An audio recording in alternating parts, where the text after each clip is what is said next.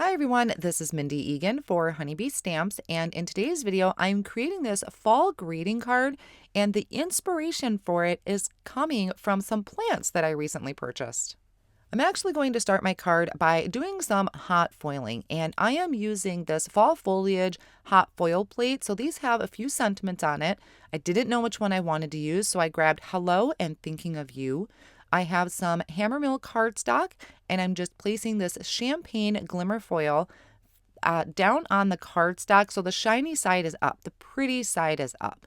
Then I place the hot foil plate face down, and I'm holding that down with some tape just to make sure it doesn't shift around when I run this through my machine. Then I'm taking that whole piece, flipping it over, and I hit the timer button on my Glimmer system. Once that green light is solid and stops blinking, I can disengage this, put on my shims, and then I run this through my Platinum 6 die cut machine.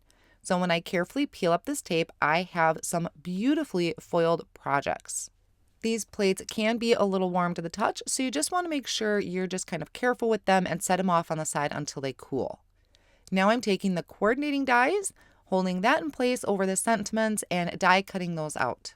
Now I have sentiments ready, and I'll choose one later on once I work on my card. I'm using the Beautiful Blooms stamp set. There are 2 floral images. I'm going to use the largest one, and I'm going to use the coordinating stencil to color it in.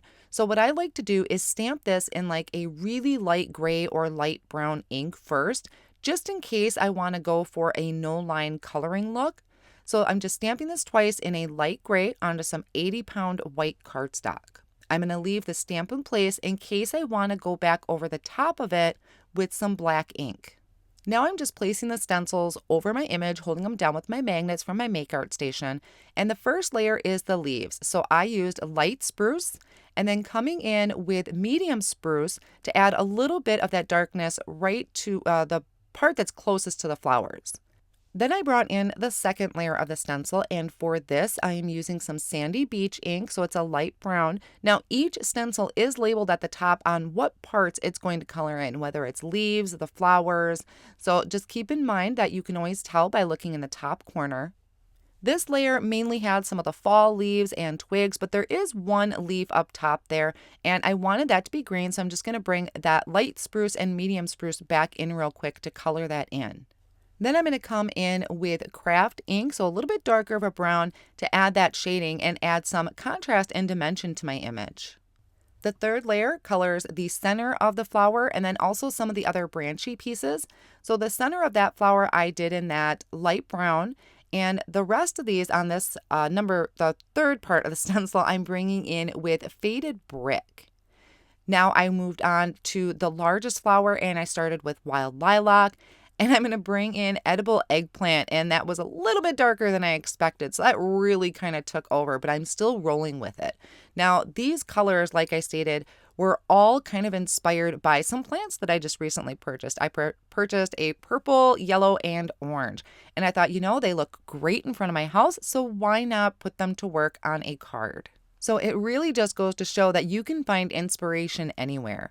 Now, for my yellow flower, I had started with a light yellow, which I think was like a lemon drop yellow.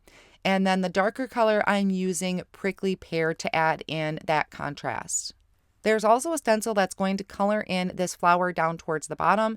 And for that one, I went with that light yellow. But then I also brought back in that Faded Brick, and wow, that is a beautiful combination. I kind of wish I would have used it in the previous flower.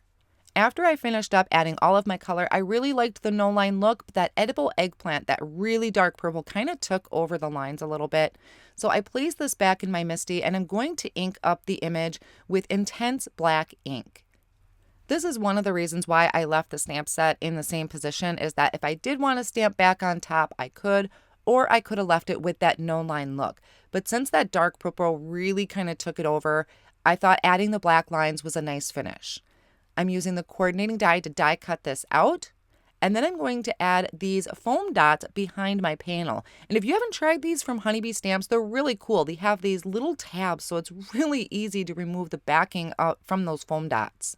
So I place that down in the corner onto some white cardstock, so I have a lot overhanging that I'm going to trim off with my scissors.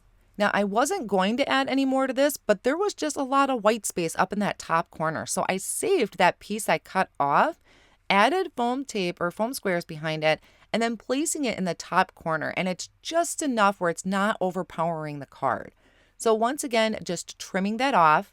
And then I added some of those foam dots behind my word that I had hot foiled. So I just have a beautiful foiled hello here that I'm adding down towards the bottom. And now I can add this to a piece of Ivory Cardstock. I'm grabbing some gems out of my collection, and these kind of have, some of those colors have like a fall tone to them. So I'm adding a few of them above my sentiment and below my sentiment. And they already had adhesive on the back, so I just need to add them into the spots that I wanted. So that finishes up the card project for today. I will have all of my supplies used linked down below in the video description and over on my blog as well. Thank you so much for stopping by today.